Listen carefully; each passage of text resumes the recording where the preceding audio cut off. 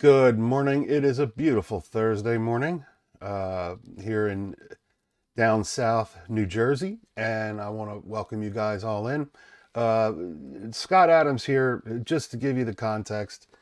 A poll comes out by Rasmussen, and it's directly talking to whether blacks like whites or if it's okay to be whites, and you give all the different numbers. So when Scott Adams sees this poll, which he uses Rasmussen all the time, and I absolutely feel like Rasmussen is pretty much reliable, at least in the top three. He sees this and he goes for the kill shot, especially on Dilbert. I believe he knew that he was going to get canceled out of this, from his syndication, the newspapers, and whatnot. So he's going to talk about the cascading of, how the cascade of canceling happens at his level. Now, what he's doing is he's probably bringing it out in focus now for all us little people. I remember 2019. I lost my first Twitter account, and I had about 22,000 followers. I forget, somewhere in there, and it was heartbreaking, but I rebuilt it. It was fine. But you see all these stories about people getting canceled over the last 5, 6, 7 years. So it is the wokeness. It is probably more on the Democratic side that they team up with the pitchforks. They accuse you of having the pitchforks.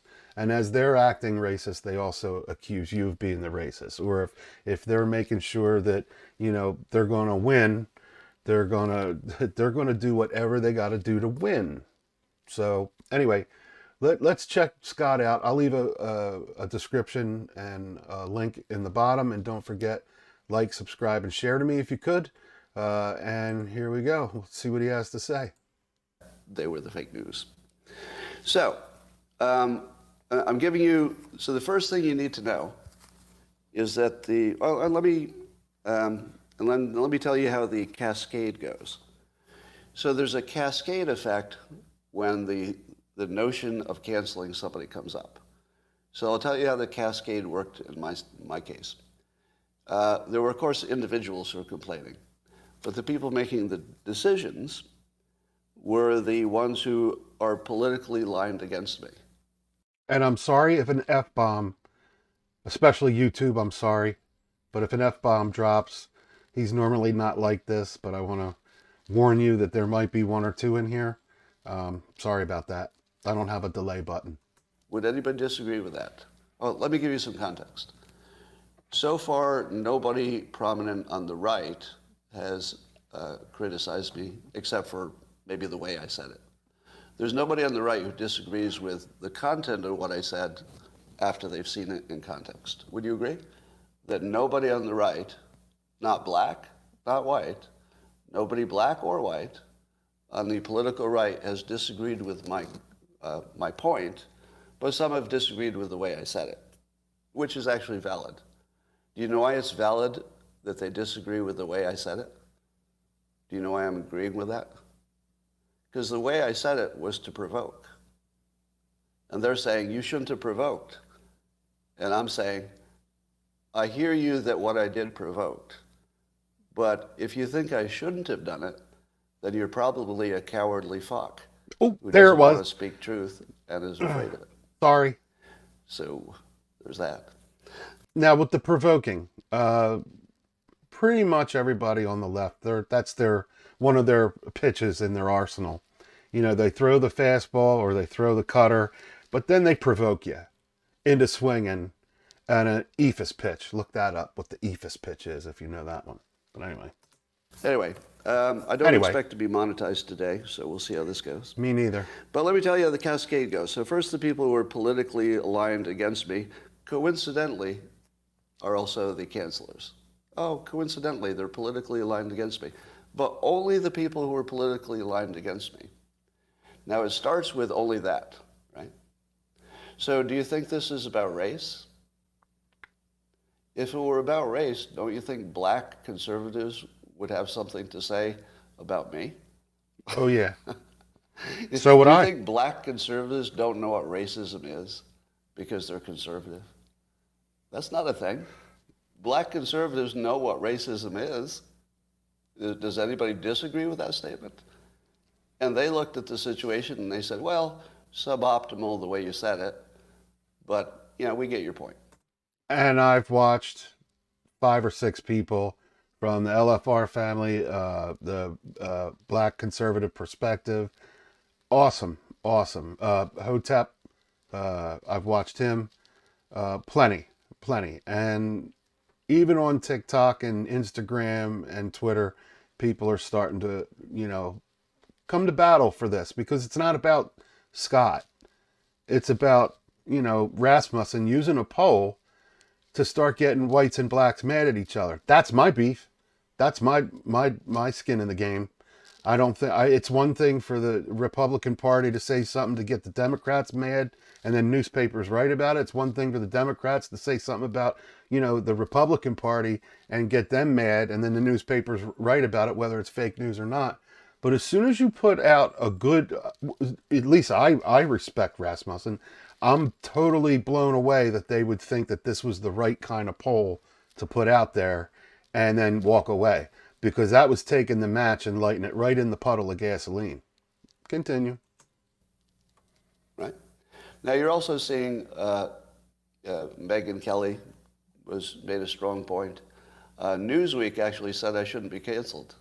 Did you see that today? So good for them. Newsweek said I shouldn't. Good be for canceled. them. And that it was racist to cancel me. Good for them. Interestingly.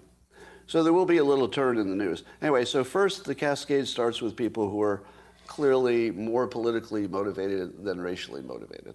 And you can know that because the conservative blacks didn't have the same problem. It's clearly lined up by politics, not by race. And so that's the beginning of the cascade. And then the cascade goes to the people who don't know me. So they don't know anything about me. They're just being introduced. And they don't know the context. So if the newspapers say, hey, he did this bad thing, the people who don't know me personally, which would debunk it just by that, and the people who don't know my context, and also 50% of the country thinks that the news is real. That's a cocktail. That's a cocktail right there. Let me tell you. All right. So then they join on because they don't know me and they don't know the story, but they get pretty mad. Then you get what I call the dopamine gooners. The dopamine gooners are really easy to identify on Twitter. They're the people who seem to be enjoying the hell and of destroying my life. Maybe they're politically, on the other side. Maybe it's just because I was successful. Maybe it's just because they're horrible, horrible people. But you can tell they're enjoying it. So you can't really take that group seriously, can you? Can you take seriously a group that's tweeting with one hand and using the other hand for something else? I mean, that's purely a pleasure. That's a pleasure loop that has nothing to do with me or what happened. And I think it's independent of me in some ways, because they're just looking for the new thing to beat off to. So it's so descriptive, Scott. So first you have the political people who cancel me, then the people who don't know the story who join in, then you got the dopamine gooners who are just enjoying the attack. Then you have the next level is where it gets bad. So the next part of the cascade is what I'll call the innocent bystanders who get caught in the crossfire. In this case, the innocent bystanders included my syndication company. So the company that was distributing to the newspapers. And again, I'll say this again, my syndication company has been great. Like from the first contact with them, decades ago, just a real quality organization. One of the best organizations I've ever had any contact with. Side note, and this just popped into my head. All right, there's some things I could take or leave of him, but I do know one of the latest things was he said that he got canceled 3 times in his lifetime and career because he was a white man and he couldn't move up to manager in certain, or maybe this was the 3rd time he's getting canceled, but at least 2 times, let's say, he got canceled at corporations for, we needed to hire a woman or a black man or a black woman or something to that, maybe Hispanic, whatever. And sorry, Scott, we can't move you up. Now, that's anecdotal for him, so I can't read his mind if he's telling the truth or not. But I do know that that does happen or has happened, and that was back in the 80s and 90s. So anyway, I had to throw that in there because this just popped in my head. I really, as much as I know him and think he could be a goofball sometimes, I do appreciate that he does have brains. He's smart, and I think the way he's handling it since the big firecracker, the fireball, is it's going to come back around to benefit him. And the thing that'll make him happy most about it is it might benefit America. It might just put everything out on the table and just let us swoop everything off the table and reset it. That's my thought. So I think there's something here he's doing that, and I wouldn't put it past him. I think he's smarter than dumb. That's for sure. But they didn't have a choice, right? The pressure was on. So they're in the innocent bystander, I would say victim. I would say they're victims of this. But they have to do what they have to do. Now, I haven't talked to anybody at my publisher, but so I don't know if they were buying into the narrative or if they were just caught in the crossfire. Then you get, apparently there's a bubble in New York City. The New York City liberals are just insane about this story. So because most publishing has a strong New York City connection, Right, it's right. impossible for publishers to support me at this point. It's just impossible. I would say New York. I would say the East Coast is stronger, maybe than even the West Coast when it comes to publishing music and books. Well, maybe not music, but definitely written material. I could be wrong. The fact that my business had any concentration that involved New York City, especially the publishing part, makes it just impossible. There's no rationality going on there at all. All right, so that's the New York City crazies, and then you get the race grifters.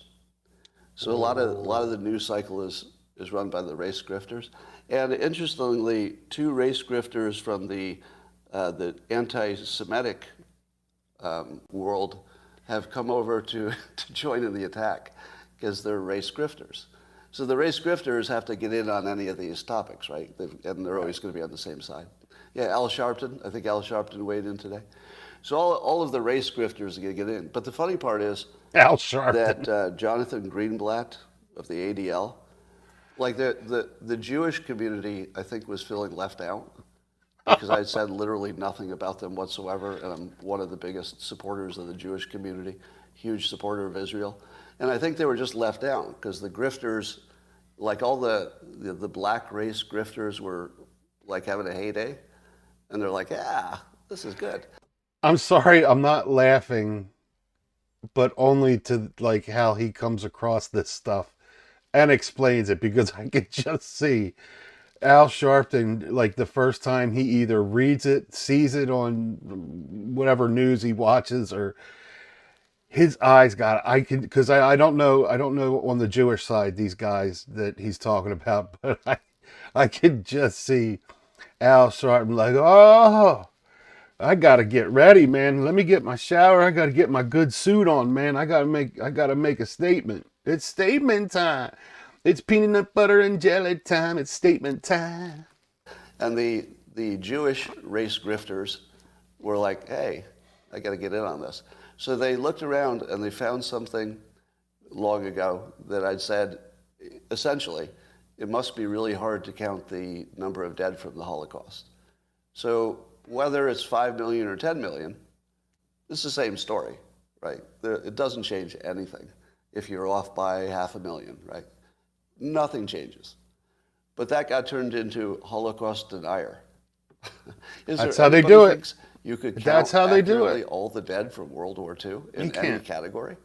You know, whether it's the Jewish dead or any other dead, do you think you could get an accurate count from World War II? No.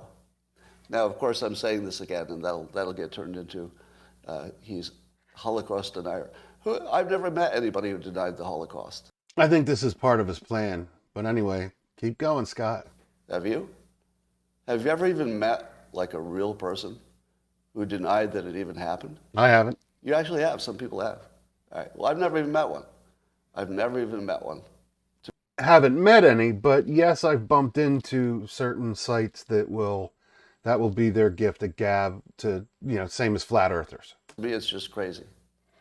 But so No offense to the flat earthers either. today I'm being accused of that because the race grifters felt left out, so they had to throw in some new stuff. I'm waiting for the gender grifters. Have you noticed that the gender grifters have been silent? I don't know why. I was expecting more gender grifters to get in here and say, well, he said that one time, that thing one time. All right. So, so then after the race grifters get in. And I know for a fact he is LGBTQ, all that. He's a huge supporter of it. So I already know where he lays there. So he doesn't have to say it. I don't know if he will, but he doesn't have to say it. You get the NPCs. So the NPCs are the people who are operating at the lowest level of politics. And I'm going to give you the 5 things that the NPCs say because they can't understand any nuance. They say, I made a racist rant. If you don't say why I said it, or you don't put it in the context that the whole point was to get away from racists, you're an NPC. There's just no way around it. If that's your level of understanding of the story, I agree. Definitely. and you don't know that I was talking against hate and against discrimination, and then the news reversed it. If you don't know that, you're an NPC. The other NPC is complaining that I'm complaining about being the victim. That is the most NPC thing you could say about this. He's complaining about being the victim. First of all, have I complained? When did I complain? I've described, but that's the news. The headline is the news, right? I'm telling you what happened. How is telling you what happened being a victim?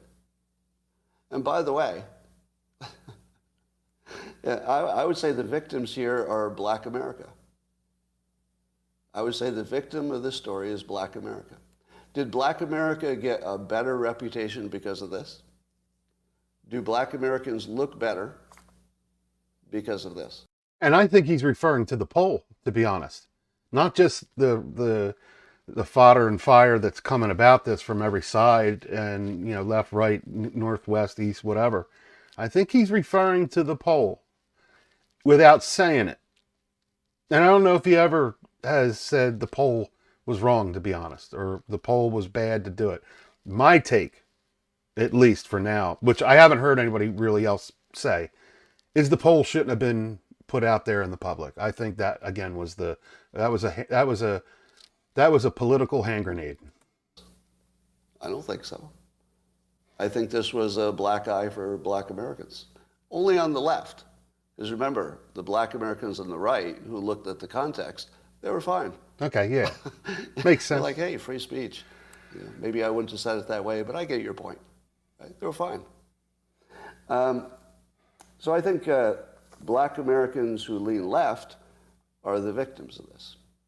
Now, those of you who've known me for years, answer this question. You won't see the same answers on the Locals platform.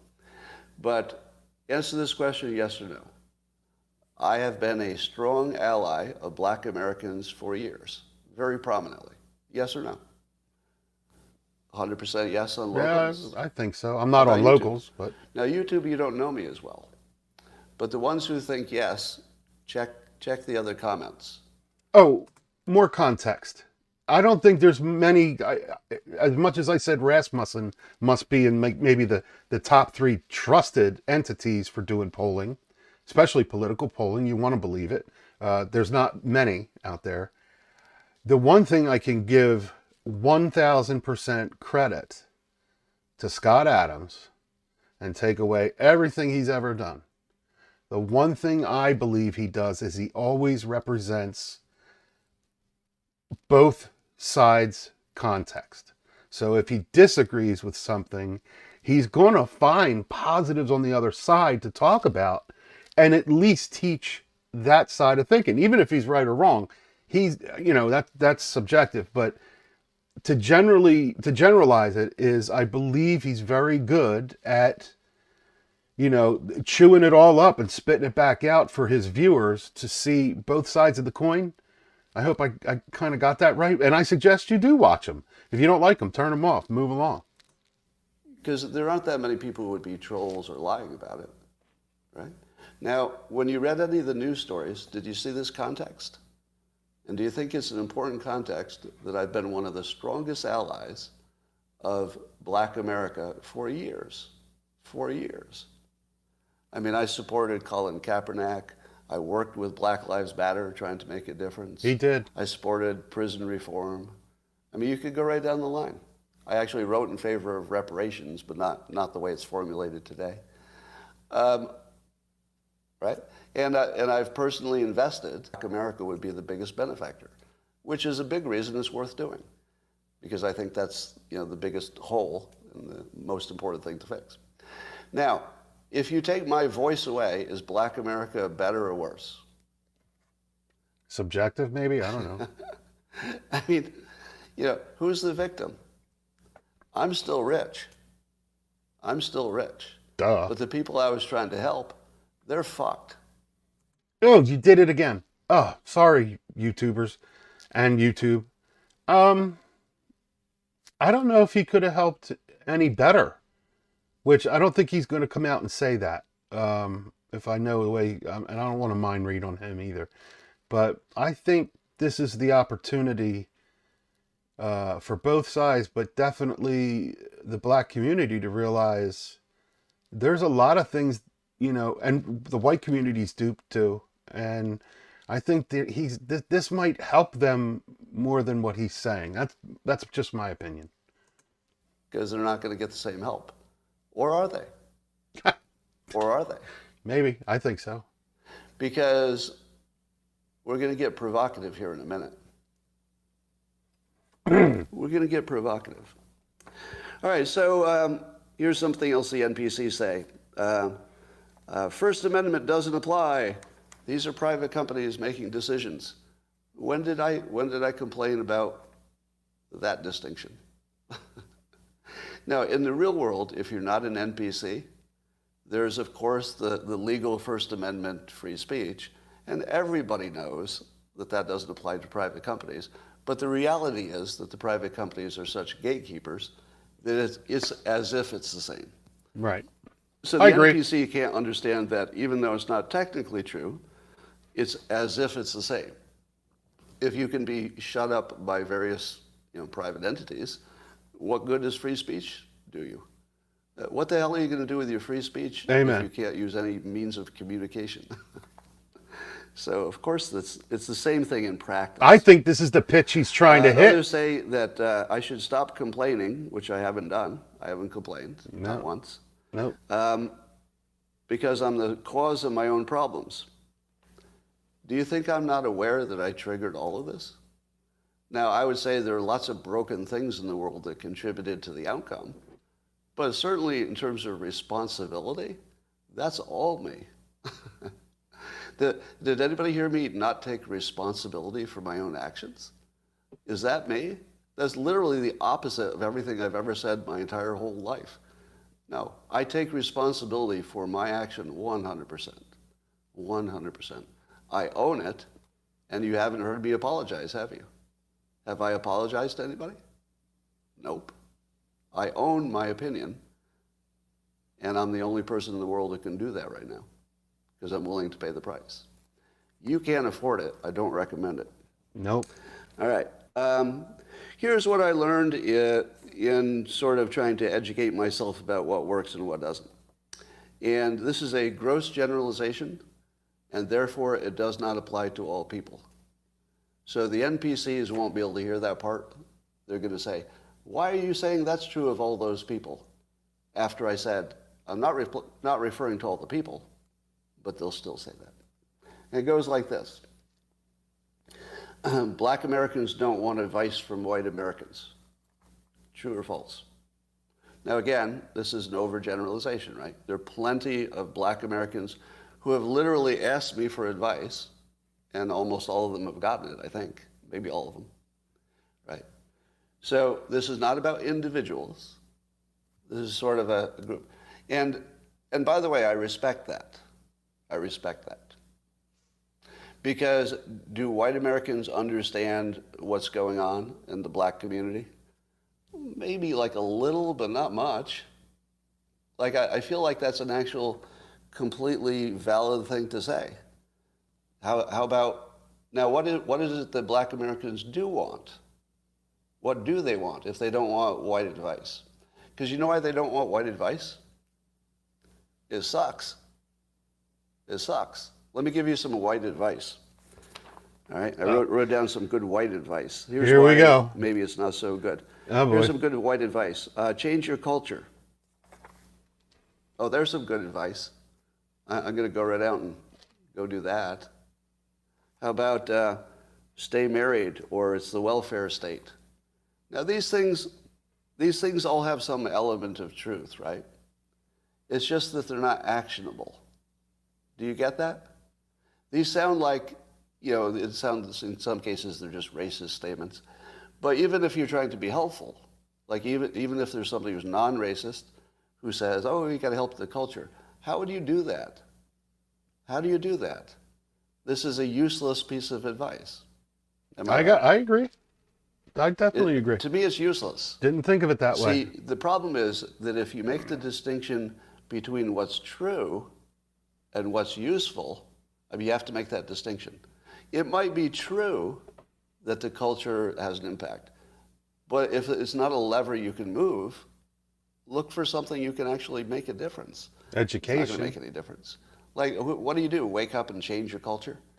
Like, how does that work? I can't wake up and lose weight. And how about, stay married? Has that helped? For how many years have Democrats or Republicans said, family unit is important, stay married? Has that ever helped? That's never helped, right? It's only gone in the other direction. So it's true advice. Like, if you could magically stay married, that would be a good idea. But we don't have magic. So this is not useful advice. This is dumbass white advice. All right. I'm going to put the link down in the comments below, so that way you can go ahead and check this out. I needed to do this to make sure, and there's others that are doing it too. I'm not like, the only person on a horse here, but I did want some of his, the cascading thing to get out there on the cancel culture. And somebody had to be, it's kind of like you're standing on the side of a parade and you're waiting for Santa Claus, and you're waiting, and Santa Claus didn't come, in the red truck yet. But eventually Santa Claus comes. And me personally, for the cancel culture and being canceled myself, and it's very hard also to be, a married, straight, white Christian male, and I don't get too much abuse. Don't get me wrong.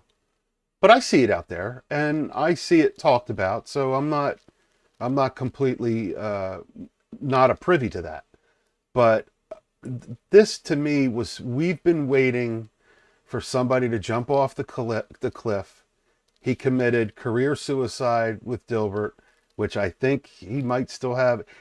Let's just say this works out positive, and it exposes the racism monetary machine that's, mainstream media and, all the way up to politicians and whatnot, like he said. If this turns out to be something, which I believe it's going to head into a positive direction. Right now, we're just hearing a cacophony of, the gooners, or what gooners, whatever he called it. But go ahead and go back and listen to him. And like I said, I've listened, like I picked up on Jimmy Dore, who I love. I think Jimmy Dore is great. Jimmy Dore, he came from the Young Turks, actually. He was a stand-up comic. Probably did some movies or something. But he was a stand-up comic. Then he landed with Cenk Uygur. And I used to watch that show. And then I watched that show start to flip a little bit. And it got, to me, kind of ugly. But I was also in a transition period by 2010, I was done with Barack Obama. But when I watched the Jimmy Dore segment on this, the poll and what Scott Adams said. When I watched Jimmy, and I have a video of it, it broke my heart a little bit because I thought he was smarter. I saw that Jimmy Dore, he did lean left of Bernie Sanders, which is fine, but he definitely can understand, as much as maybe he didn't like Trump, he's still, he's very balanced as far as pulling out, like he can discern wokeness and go battle it. Bill Maher does the same thing. I watched him in the last 2 years. He's actually really start to come around where he's watchable again. I loved Bill Maher. I thought Bill Maher, and I still think Bill Maher is genius, but I think he also got a little caught up in the woke thing, and it kind of turned me off a little bit, a lot of it. So with Jimmy Dore and his little sidekick there, who I don't know from Adam. I forget his name all the time, but I really like Jimmy Dore, and I was heartbroken that he didn't like break it apart and really.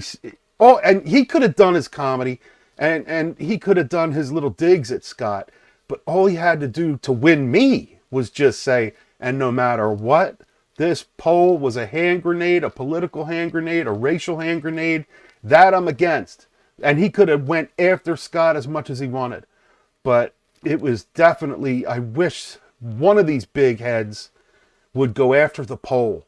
I'm trying. I wish I could do a whole segment on it, but I'd run out of breath. The poll was wrong to be put out there in a time when racial divide has to heal. Because if I go out and I go to my local store, and I live on an island where there's black, white, Mexican, Indian, all kinds, and we all get along, and I know you see stuff on the news that's violent, and when you see a president go across the pond but leave Ohio behind, that broke my heart. I don't care who got there, but in the first 2 hours I want my president there, even if he's only there for 2 hours. I want him to get on that TV. I want the president that if he's over across the pond to literally take the flight back and say, I got to stop in and see these people and let them know I'm thinking of them. Then get back on the jet and get back over to your little Ukraine. But that's another video. So I digress. Go ahead, take a look at what he's doing. Take a look at the other stuff, that's led up to this. And just see if you walk away saying it's time for white and black to heal. It's time for the truth to come out that we do want to love each other and hang out and party together. It's great. We want to work together. We're not worried about who gets the job, who don't get the job. May the best man, woman get the job. But this was, to me, about the poll. So I will see you on the other side. Remember to kiss, love, hug a veteran, because they fight for you. They die for you. And they're going to wake up this morning and join the service and go do it again. And they might die for you again. So kiss, love, hug a vet, and I will see you on the other side.